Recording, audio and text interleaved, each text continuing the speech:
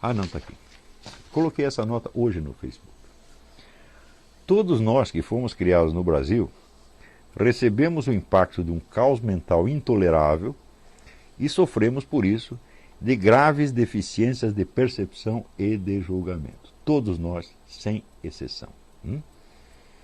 A não ser, evidentemente, aqueles que não são propriamente brasileiros, que chegaram da Europa anteontem, ou chegaram da China anteontem, ou aqueles que perceberam isso e se esforçaram para vencer isto. Percebemos mal a relação tempo-espaço, as conexões causais na vida prática, o nexo de ação e resultado, os valores e proporções na vida moral, etc. Olha, o número de vezes que eu vi pessoas se queixando de que não obtiveram resultado nenhum em ações que elas não praticaram é uma grandeza. Então, o sujeito não faz, não desencadeia o efeito, ele não obtém a causa e depois ele fica triste porque ele não lembra que ele não desencadeou o efeito. Não é isso? Isso aqui é muito comum no Brasil. Tanto na esfera individual, da vida individual, quanto na esfera pública. Enfim, não sabemos viver. Tive a sorte de perceber isso quando era ainda um adolescente, mediante o confronto do meu desempenho na vida com o de pessoas de origem europeia recente. Bom, eu estava ali na casa de um amigo meu, judeu de origem russa. Estava eu, ele e mais um priminho dele. E estávamos ali fazendo um lanche e de repente chega o pai do menino, senta conosco e pergunta para nós: de onde vieram essas coisas que vocês estão aí comendo? E daí ele foi explicando para nós meticulosamente todo o processo de fabricação de um queijo, por exemplo, ou da manteiga, e o da fabricação das xícaras de louça, e das facas, e da toalha de mesa, e da própria mesa, e do pão, etc, etc. Um por um. E assim aquilo foi como se caísse escamas dos meus olhos. E eu de repente percebi, pô, esse homem está na realidade e eu estou no mundo da lua. Porque eu estou aqui mexendo com coisas que eu não tenho a menor ideia do que são, e que para mim me parece que a gente colhe em árvores, você estende a mão e pega uma xícara, pega uma faca, pega uma mesa, uma toalha de mesa, tudo apareceu por mágica. E esse homem estava num plano onde as coisas tinham uma origem, que era, por um lado, a natureza, a presença do universo físico, e o trabalho humano que havia transformado isso aí naqueles objetos que nós estávamos percebendo. E este é o coeficiente de veracidade do marxismo. Para aí, não vai além disso. Tá certo? Porém, isso para mim foi um choque de realidade. E eu percebi que só algumas pessoas tinham esta noção densa da realidade. A realidade que se constitui de uma presença física e de uma ação que se desempenha ali e que é o tecido da nossa própria vida. Só algumas pessoas tinham essa noção e todas essas pessoas eram de origem europeia recente. Então, ou o pai tinha vindo da Europa, ou a própria pessoa era de origem, era húngaro, era russo, era alemão, alguma coisa assim, e falei, eu não vi um brasileiro que tivesse isso. Então, tive sorte de perceber isso quando eu era ainda um adolescente, mediante o confronto do meu desempenho na vida com o de pessoas de origem europeia recente. Cheguei à conclusão de que eu era um sonso, um bobão em toda a linha. Fiquei estarrecido e comecei um trabalho de autorreforma que levou mais de 20 anos. Até hoje me impressionam a inépcia, a falta de sentido prático dos brasileiros, não raro mal compensadas por alguma habilidade profissional específica. Por exemplo, o sujeito é um empresário e investidor, sabe fazer dinheiro e se gaba de ser, por isso, um homem prático, mas não sabe resolver conflitos domésticos banais ou planejar suas férias sem transformá-las num pesadelo, e assim por diante. Por exemplo, surge um conflito entre o filho e a mãe, e o pai não sabe botar aquilo. Pergunta para mim se isso acontece. Surge um problema aqui entre o filho e a mãe, Se eu levar mais de 1 minuto para resolver isso, eu sou a besta quadrada. Eu resolvo e pacifico a coisa na hora, porque eu sei como funciona, meu Deus do céu. No entanto, os homens práticos são empresários, são generais de exército, são investidores, são políticos, tomam grandes decisões, acham que são homens práticos porque têm o domínio da prática na sua profissão específica, mas não tem na vida. Então, o resultado não tem sentido prático nenhum, mas tem um sentido prático especializado numa área desse tamanho. Ele sabe administrar, por exemplo, uma fábrica, mas não sabe administrar a sua porca vida. Isto que falta para todos os brasileiros. Todos, sem exceção. A não ser aqueles que foram beneficiados por uma outra cultura. Eu digo que foi nos Estados Unidos, em 1986, que pela primeira vez eu percebi que algum problema prático tinha solução. Por quê? Porque no Brasil eu nunca tinha visto ninguém resolver nenhum problema prático. Juro para vocês, tudo quanto era problema que aparecia virava uma desgraça, uma tragédia. E de repente você via aqui pessoas que, peraí, vamos pensar como é que a gente faz. Dá para fazer assim, dá para fazer assim, dá para resolver. Então eu percebi que os americanos eles tinham um repertório de possibilidades de vida que transcendia infinitamente as possibilidades do brasileiro. Então eu vi, bom, na América é o lugar do possível e no Brasil é a terra do impossível. Tudo fica impossível. Por exemplo, eu vivo convidando pessoas para vir para cá. Vem passar um tempo aqui. Daí o sujeito responde assim, não, mas para isso, assim, eu preciso divorciar da minha mulher, vender meu apartamento, obter não sei quanto de renda na Bolsa de Valores e comprar um cachorro, e etc, etc, etc. E daí eu vou. É claro que não vem nunca. Ou seja, para resolver um problema, ele tem que resolver a vida inteira. O número de pessoas que pensam assim é muito grande e tudo fica impossível. Outra experiência minha. Eu nunca tive uma única ideia na minha porca vida que todos os brasileiros consultados não dissessem que ia dar errado. Sempre. Ah, eu quero fazer tal coisa. Não, você está com ilusão, você não tem experiência da vida, você vai se ferrar. Sempre foi assim. Ou seja, o indivíduo compensa a sua incapacidade prática castrando a capacidade prática do outro e castrando o desejo de agir. Então, é claro que nós estamos num país doente, mas quando dizer um país doente, onde está o país doente? Bom, ele está na sociedade em volta, mas ele está no seu coração também. Você é doente. Todos nós brasileiros somos doentes. Todos nós somos incapazes. E para nos tornarmos capazes, nós temos que fazer uma reforma dentro de nós.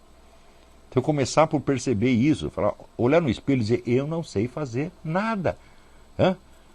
Então, aprenda a fazer alguma coisa, depois outra, depois outra, depois outra, depois outra. Por exemplo, você tem um conflito doméstico. Como é que você resolve um conflito doméstico? Duas pessoas brigam, como é que você faz? Ou tem dois cachorros brigando, como é que você separa o cachorro? Eu digo, bom, você não sabe, mas em algum lugar existe alguém que sabe. Existe uma tradição, uma cultura, onde houve um aprendizado que foi passado de geração em geração. Então, aquilo que você não sabe, alguém sabe. E procurar isso chama-se adquirir cultura. Mas acontece que no Brasil, cultura é uma coisa, a vida prática é outra. Então, é um problema kantiano. Entende por que é um problema kantiano? Como que eu faço para resolver uma coisa sem saber resolver essa coisa? E sem adquirir o conhecimento disso? Como eu faço para eu enxergar sem enxergar? Como é o mundo, como seria o mundo percebido se não fosse percebido? É uma pegadinha infernal, absolutamente infernal. É o Zenão de Eleia de novo, gente. Então, quanto mais fragilizado um ser humano está, mais facilmente ele cai nessas pegadinhas zenonianas. E isso torna a sua vida impossível. O sonho da minha vida, se eu pudesse pegar cada pessoa e mostrar tudo o que ela pode fazer, toda, vamos dizer, a inteligência que ela tem, o poder que ela tem, a criatividade que ela tem, eu faria isso. Mas eu só posso fazer com um número pequeno de pessoas e mesmo assim eu tenho dificuldade.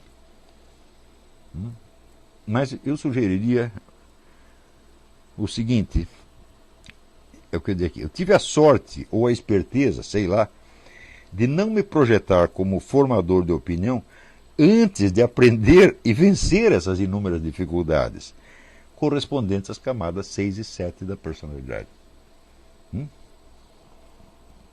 Pensem nisso antes de passar pito nos seus amigos por alguma opinião que lhes pareça errada. Gente, eu só comecei a dar palpite publicamente com 40 e tantos anos. Não passei pito em ninguém antes. E quando eu passo pito, bicho, é assim, é com toda uma experiência de vida atrás, experiência muito densa. Eu vivi 20 vidas. Eu passei por coisas que as pessoas não conseguem nem imaginar. E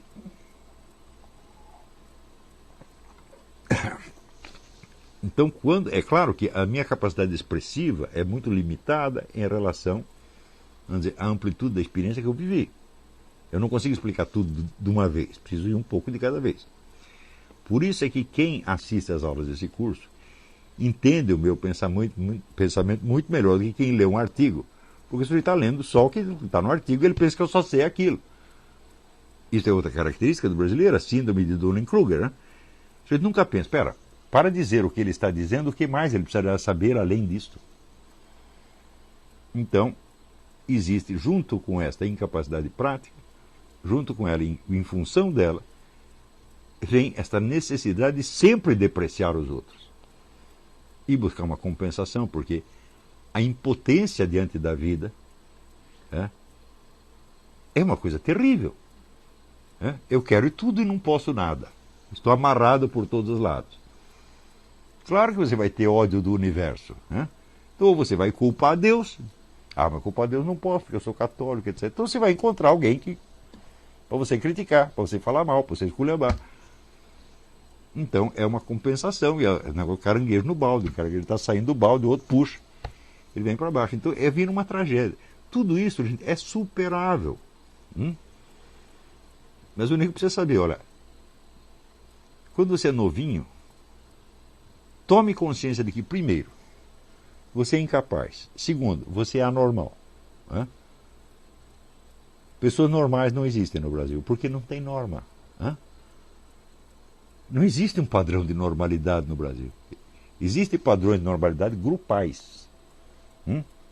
Onde você, para ser considerado normal, você precisa se ajustar à loucura daquela turma em particular. Mas um padrão de normalidade que seja reconhecido na sociedade não existe, simplesmente. Em outros países existem. Chega aqui nos Estados Unidos, todo mundo sabe o que é um negro normal ou anormal. E quando vê que o negro está normal, eles falam, you need help. Qualquer um percebe isso quando o sujeito need help. No Brasil tem camarada totalmente louco, está louco há várias décadas. E ninguém percebe que o negro está louco, porra. Então, tem uma pergunta aqui. Pergunta talvez meio básica, mas eu acho que pode ser que ilustre o que você está falando. Você acha que para superar essas barreiras, um bom método de autossuperação seria você passar a adquirir gosto pelos desafios ao invés de... Eu não digo que isso seja um método, o método que se aplica a tudo, mas sem isso não dá para fazer nada. E também objetivos que façam você lançar objetivos, alvos, né? Que você, por exemplo, quando você percebe que você tem uma incapacidade, a primeira coisa que você tem que perceber e aceitar. Por exemplo, vamos supor, você é covarde. Ótimo, então vamos partir daqui. Eu sou covarde. Como é que eu faço para deixar de ser? Então, primeiro, você tem que conhecer alguma pessoa corajosa. E em vez de você odiá-la porque ela é melhor que você vai ter que aprender com ela, pô. E enfrentar situações E enfrentar situações. A pessoa só nos testa. Claro. Eu, quando era adolescente, eu tive um grande professor de coragem, que era um amigo meu, que era um gaguinho. E por ele ser um gaguinho, baixinho, tá certo? Ele compensava isso com atos de bravura cada vez maiores. E eu falei, isso aí é legal, eu vou fazer a mesma coisa, porque daí eu vou ficar corajoso como ele. E isso me fez muito bem. Agora, se eu ficasse com raiva dele por ele ser corajoso, eu teria ficado covarde. E assim por diante. Tudo desse mundo dá para você aprender, mas você só consegue aprender aquilo que você ama. E quando você ama uma qualidade, você ama quem possui essa qualidade. E esse amor vai impregnando você das qualidades do outro. Então você pode superar todos os problemas da vida, mas mediante o amor ao próximo. Tá certo? Agora, não buscar a compensação, vamos dizer, do azedume, da crítica. Nunca fazer isso na sua vida. Né? Então,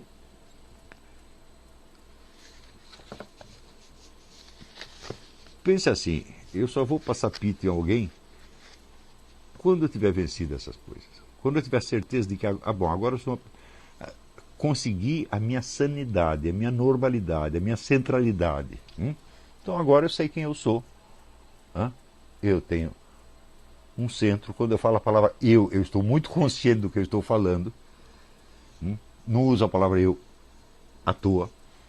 Quer dizer, quando eu falo eu, estou falando toda a minha história, a minha evolução, a minha autoconsciência, a minha presença diante de Deus quando me confesso. Estou falando tudo isso. Então eu quer dizer alguma coisa.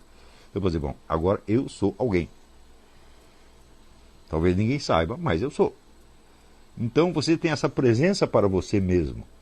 Então o que você faz é adquirir peso. E esse peso significa poder. É o poder que você tem perante a vida. Não é o poder que os outros te conferem, como por exemplo quando votam em você para ser presidente da República.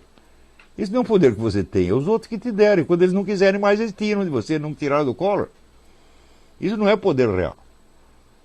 Poder real é aquele que está com você e vai para o túmulo junto com você.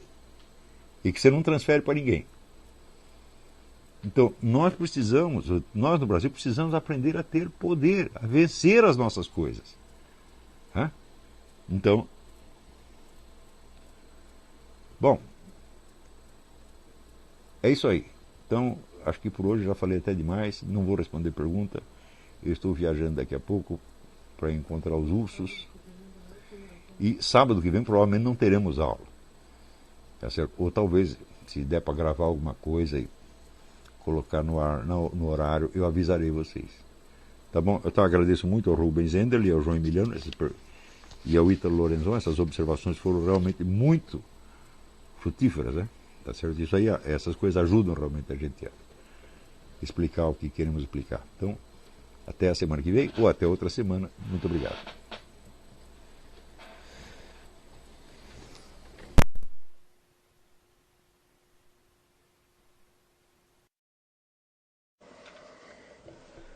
Vamos lá.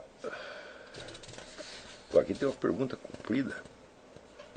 Vanessa Barreto Farias.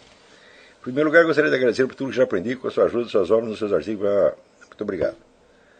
Algumas questões que não compreendo bem, gostaria que o senhor me ajudasse a compreender. Tenho a convicção de que o ser humano só pode viver com dignidade quando considera que agir corretamente não é uma questão de mera conveniência social, mas de dever moral perante sua própria consciência e, portanto, perante Deus. Mas, sem sombra de dúvida, se você não tem esta ideia do observador onisciente, você nunca vai melhorar na vida. Tá certo? Por quê? Qualquer que seja o público para o qual você fala, esse público sempre tem limitações. Ele só sabe um pedaço da história. E você pode enganá-lo sempre. Enganá-lo para melhor ou para pior, de alguma maneira. Tá certo? Você pode se mostrar melhor do que é ou até pior. Tá certo? Mas você pode enganar. Mas Deus tem a medida justa. Se você aprendendo, vamos dizer, a falar com Ele, quer dizer, quando você começa a querer exagerar na sua maldade, Deus manda você parar. Você está entendendo? Então, e sobretudo, uma coisa importante desse comparecimento perante Deus é você ter a ideia da sua absoluta insignificância. Você não precisa nada, fazer nada. Tá certo?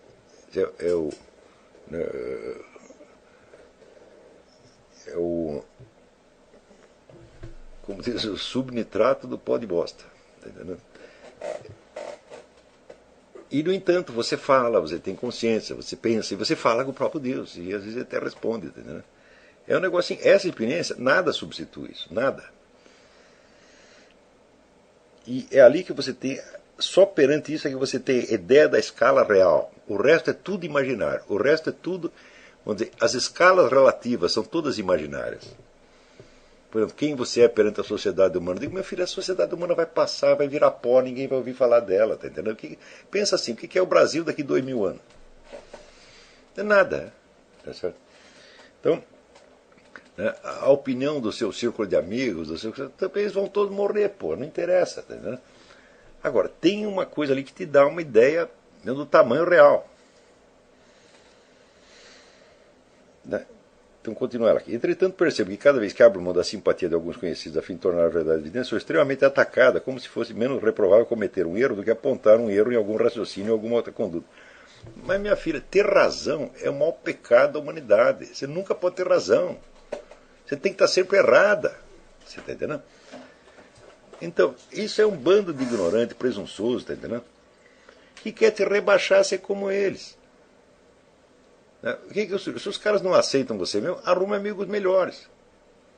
Ora, um dos orgulhos que eu tenho na vida, tenho poucos, porque bela merda tudo que eu fiz, é de ter propiciado encontro entre pessoas melhores. Né?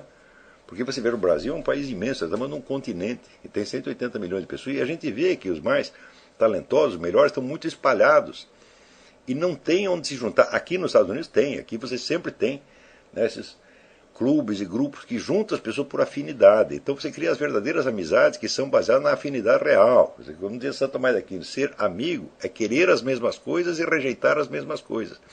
No Brasil não. No Brasil, assim, amizade eles entendem assim como uma simpatia espontânea, passageira. Então você é seu amigo por 3 dias. É por isso mesmo que vira seu amigo do peito, né?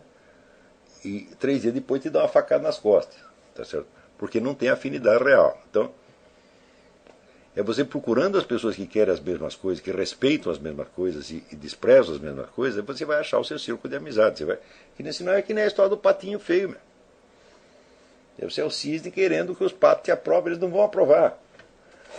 Tá entendendo? Não vão aprovar nunca. Então, através de todos os cursos que eu realizei, criando vários grupos de pessoas, a gente vai juntando as pessoas afins e elas se fortalecem umas às outras. Se esse curso não servisse para mais nada, eu digo, olha, ele juntou as pessoas que querem as mesmas coisas, as pessoas que querem ir para cima, estão sendo juntadas, então, né, sai até casamento nessa coisa, pô. Quantos alunos meus não casaram ali, tá entendendo? É um negócio incrível, tá entendendo? Então, olha, se eu tivesse feito só isso, eu digo, bom, já algum negócio fiz. Tá certo? Quer dizer, então, Vanessa, não faça muita força para convencer as pessoas, não, tá entendendo? Se você não quer ouvir, você procura outro. Como diz o outro, vai procurar a sua turma, pô, né? Mesmo que eu fundamente minhas opiniões e apenas exijo mesmo de quem queira me refutar, acuso-me de que penso estar sempre certo. Falo, olha, pensar é pensar que está certo. É pensar que está certo. Quem quer que pense o que quer que seja, pensa que está certo.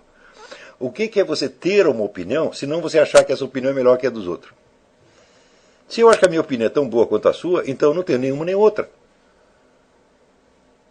Agora, as pessoas, elas fingem que não são isso. Né? Então, aquele negócio, não, eu respeito a sua opinião. É claro que não respeito a sua opinião. Né? Eu respeito o seu direito de pensar errado, isso é outra coisa. Mas não, eu posso respeitar o seu direito de ter uma opinião errada, mas não respeitar a opinião? Se eu respeitar a sua opinião tanto quanto eu respeito a minha, então eu estou indeciso. Eu não sei se eu penso como eu mesmo ou como você. Agora, o direito ao erro é o direito à experiência. Todo ser humano tem o direito de fazer experiência, passar pelo erro em busca de uma conclusão verdadeira. Se é um direito inalienável, tem que ser respeitado. Mas a opinião errada não pode ser tão respeitada quanto a certa. Se o sujeito diz que 2 mais 2 é 5, você vai dizer o quê? Eu respeito a sua opinião. Eu respeito nada, sua opinião não vale um peido, meu filho. Isso que não quer dizer que eu não gosto de você, que eu não acho você um cara bacana e tal, mas você está falando besteira, pô. Tá certo? Então, tudo isso aí faz parte da hipocrisia brasileira e é um sistema de pressões feito para deprimir a inteligência, para destruir a inteligência. A sociedade brasileira é visceralmente contra o conhecimento.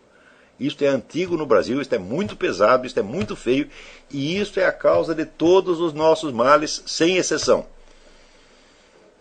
Você lembra o texto que eu li do outro dia do Jorge de Lima, o depoimento, onde estava lá o Graça Aranha tentando convencer as pessoas que elas tinham que se levantar um pouco em cima da brutalidade do mundo natural, E os caras escolheram fazer exatamente o contrário. Ora, pô, tem que se ferrar. Ah, você quer um negócio telúrico, você quer as forças da natureza. Quantos alunos não tive essa experiência, o sujeito começava a estudar nessas coisas, daqui a pouco ele sentia que ele estava ficando deslocado no seu ambiente, entre os amigos, e começava a sofrer.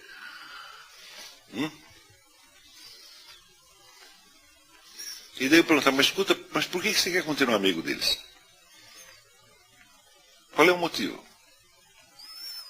Quer dizer, você acha que um homem pode realmente seguir uma carreira de estudo, encher um monte de ideia na cabeça, né, e continuar convivendo igualzinho com o ignorante? Que milagre você quer? Isso nunca aconteceu. Não é isso? Então, se você adquirir mais cultura, bom, você tem que procurar amigos mais cultos, ou então ficar sem ninguém, essa é a coisa mais óbvia. Agora, para o brasileiro, não, ele quer continuar. Ah, mas a garotada do bairro, a turma do time de futebol de salão, a turma do clube.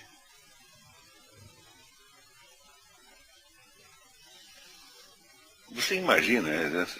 Santo Tomás de Aquino sai lá de Roca Seca, na puta que eu pariu, ele vai andando até a Universidade de Paris, para ser professor da Universidade de Paris, e daí lá ele fica pensando, ah, mas o que a turma de Roca Seca vai pensar de mim?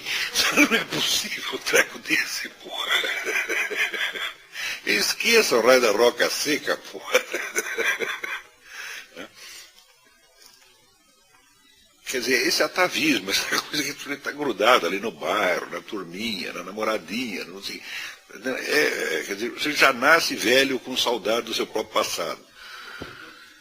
Né? Quer dizer, pô, você tem uma vida pela frente para fazer coisas, né? Desbravar território, fazer coisas maravilhosas, então fica pensando nessa porcaria. Né? E ainda quer que eu o console, porra. Você sabe o que você faz com seus amigos? Manda tudo a puta que os pariu, pronto, porra. Esquece isso. Né? Você quer ser meu amigo e quer continuar amigo deles? Então fica com eles. Vai. É melhor para você, né? Porque não dá, senão você vai estar me nivelando com esses caras. Pô. Eu não aceito, não é possível. Quer dizer que a minha conversa vai ser quase tão interessante quanto a deles. O que é? Tá me esculhambando, pô? Agora, o fato é o seguinte, é que eu, durante muito tempo, eu fiquei sem amigo nenhum. Eu não tenho com quem conversar, só tem idiota em volta, não é possível. Então eu fico sozinho, ué. Eu não posso desistir de mim por causa de um outro.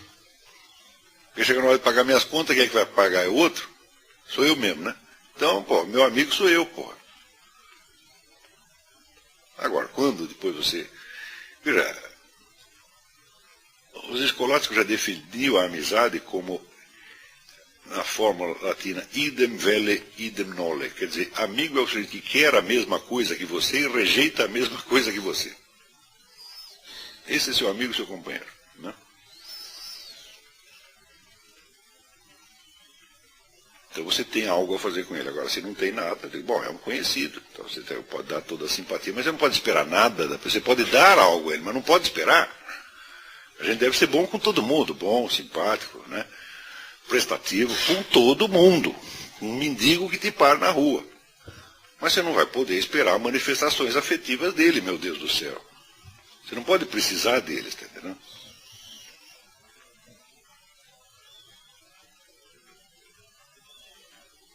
Então agora esta fraqueza, essa moleza afetiva brasileira, é covardia mesmo. Isso aí mata qualquer carreira intelectual, não é possível. Você querer conservar todos os amiguinhos de infância, a turminha do bairro. Né? Você vai querer jogar bolinha de gude, fazer brincar de carrinho de rolemã. Qual é?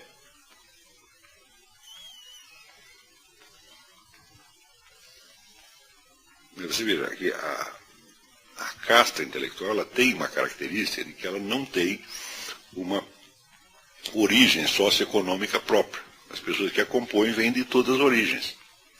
Não é isso? E criam ali uma afinidade que é superior à afinidade sociológica de origem. Pô, né? Ali se encontra cara pobre, rico, preto, branco, amarelo, etc, etc. Por quê? Porque o padrão de convivência deles está no nível da inteligência, da cultura, é outro plano. Agora, se as ligações atávicas, né, familiares, raciais, folclóricas, etc., predominam, então não pode entrar ali, porra.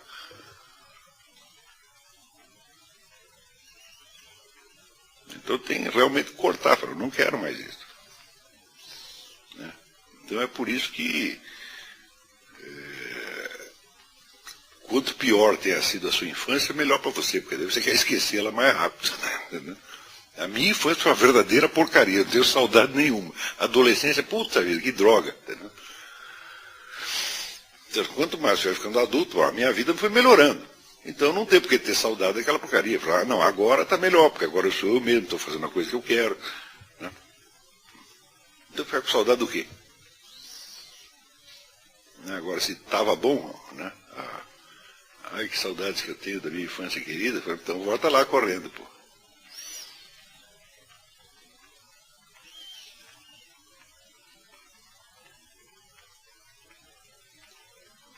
A formação para a filosofia implica tudo isso. A filosofia é a busca da sabedoria, quer dizer, a sua personalidade vai ter que melhorar muito no caminho. Muito, muito, muito, muito, muito, muito, muito.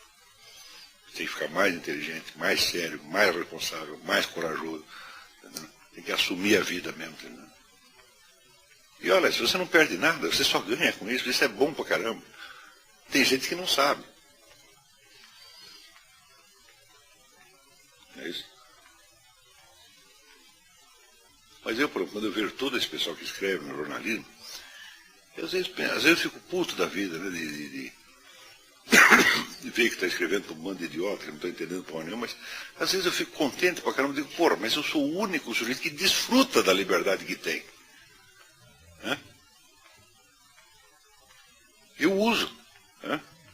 E os caras não usam, eles ficam com medo de usar. E um dia, quando eles quiserem usar, não tem mais. Eu digo, bom, se um dia me mandarem calar a boca, eu calo a boca satisfeito. Eu digo, putz, eu já falei tudo que queria, tá entendendo?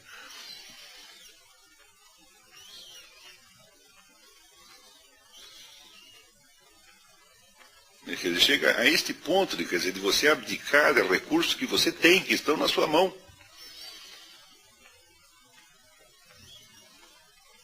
É como se houvesse alguém proibindo você de dizer, não tem ninguém proibindo. É? Pode ser que amanhã depois comece a perseguir as pessoas. Né? E de vez em quando você sofre um boicotezinho, alguém te xinga. Mas isso é da natureza das coisas. Você vai ter medo de xingamento, porra. Você tem medo de alguém que te dá um tiro, tudo bem, mas tem medo que a pessoa te xingue. Quer dizer, a pessoa não gosta de você. Né? E o terror pânico brasileiro tem de não ser gostado.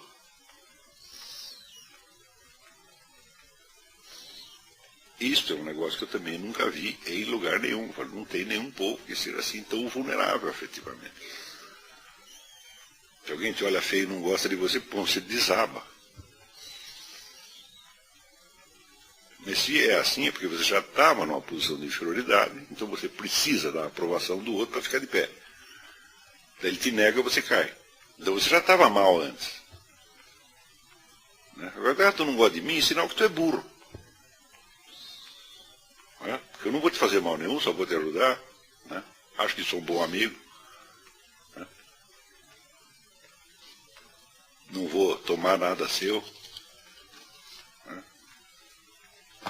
Se você me der alguma coisa, eu fico grato. Se você não der, dou eu. Para mim, tanto faz. A pessoa dá, uma ajuda, ou a gente ajuda a outro. É normal da vida. Mas...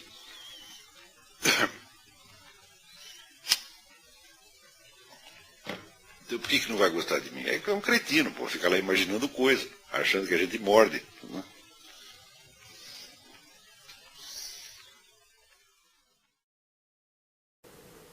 Felipe Rizzo, o senhor fala muito sobre a importância de ser uma pessoa corajosa e a relação disso com a vida intelectual.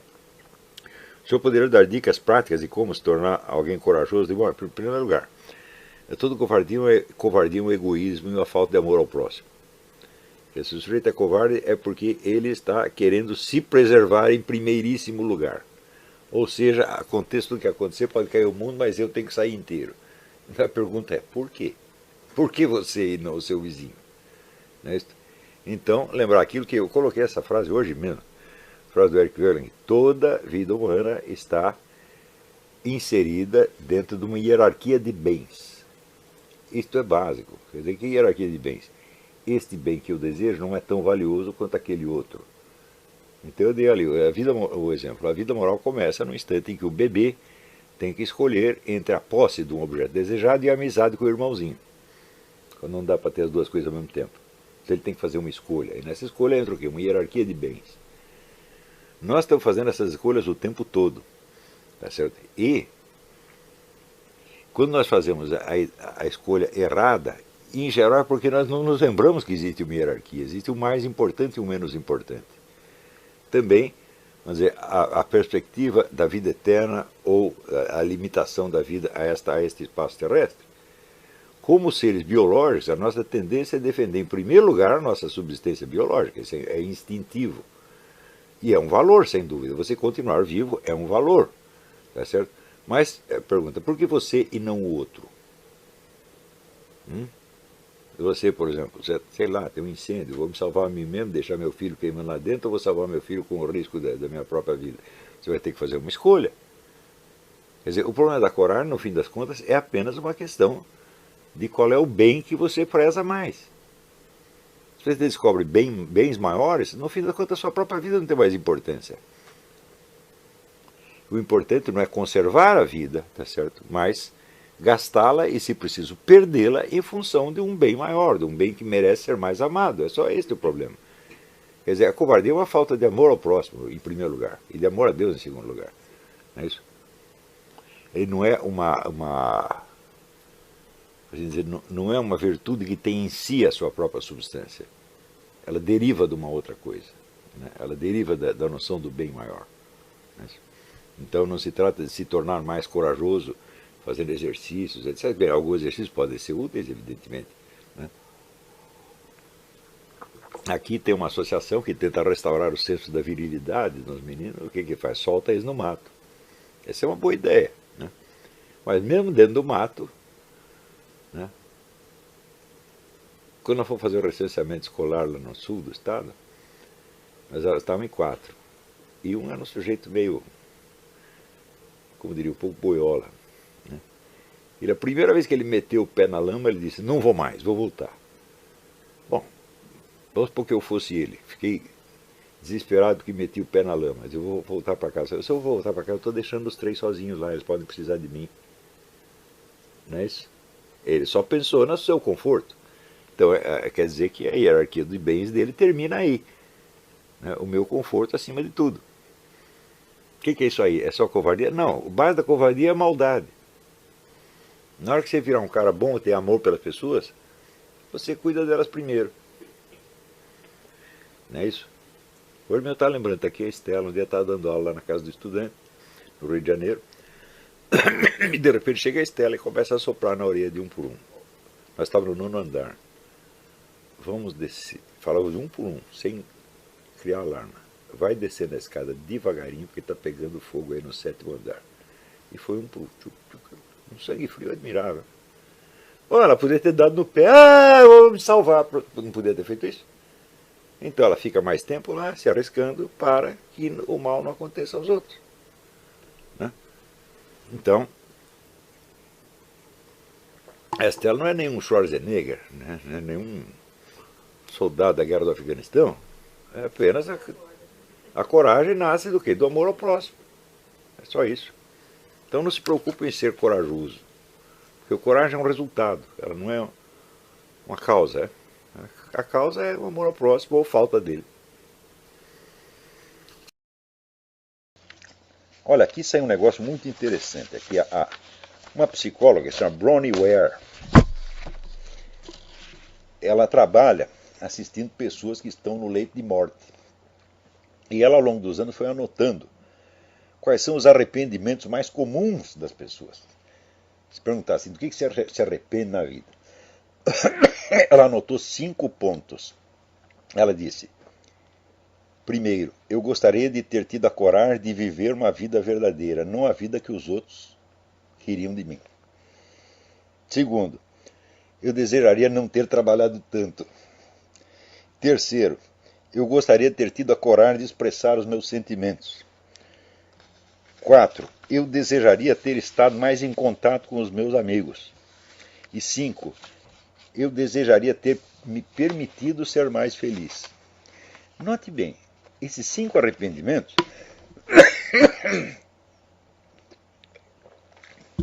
não correspondem aos pecados que você geralmente confessa no confessionário. Mas, examina bem, todos eles estão dizendo o seguinte: eu faltei com a verdade da vida. Eu não fui eu mesmo, eu não fui sincero. E isto, meu filho, atenta contra o primeiro mandamento. Porque Deus é a verdade, e Deus não quer fingimento. Deus não quer que você se faça de bonzinho. Você está entendendo? Ele quer a sua sinceridade profunda. Em primeiríssimo lugar, você tem que ser verdadeiro para com Deus. Às vezes a gente não pode falar toda a verdade para todo mundo. Não é isso? Mas, para Deus e para você, e falar para você mesmo, é falar com Deus. É aquele verso do Antônio Machado: quien habla solo espera hablar a Dios un día. Então, ser sincero para você mesmo é a primeira condição. Então, o que eles todos estão confessando? Falhei contra o primeiro mandamento. Não amei a verdade. Amei mais a aparência, a conveniência. Então, vocês, meus filhos, quando vocês... Às vezes tem gente que me critica, dizendo, não, ele tem um temperamento estourado. Então, isso é besteira. Vem fazer análise psicológica de botequim, porra. Estourado do caralho. Eu sou o sujeito mais calmo, mais passivo do mundo. Quem me conhece sabe disso. Né? Agora, eu falo o que tem de falar, porra. Como diz, eu não levo desaforo pra casa. Não que eu vou ficar com raiva do cara. Não fico com raiva do sujeito 3 minutos. 3 minutos eu esqueço do dia seguinte. Mas na hora eu tenho que falar. Por quê? Para não pensar mais nisso. Né? O cara disse, tá lá conspirando, teoria da conspiração. Teoria da conspiração, caralho. Vai se fuder. Pronto, acabou. Não penso mais nisso. Agora, vou me fazer de bonzinho, para depois ficar me roendo por dentro, para depois chegar no leito de morte, eu desejaria ter falado a verdade, para não ficar engolindo sapo. Por quê? Veja, esse depoimento dela é de uma importância extraordinária. Né? E os pecados que eles cometeram, os outros pecados convencionais, eles já confessaram, já foram confessionários, já confessaram. Mas tem um que eles nunca tinham confessado, confessam no leito de morte. Faltei com a verdade da vida. E isto é violar o primeiro mandamento. É o mais grave de todos. Né?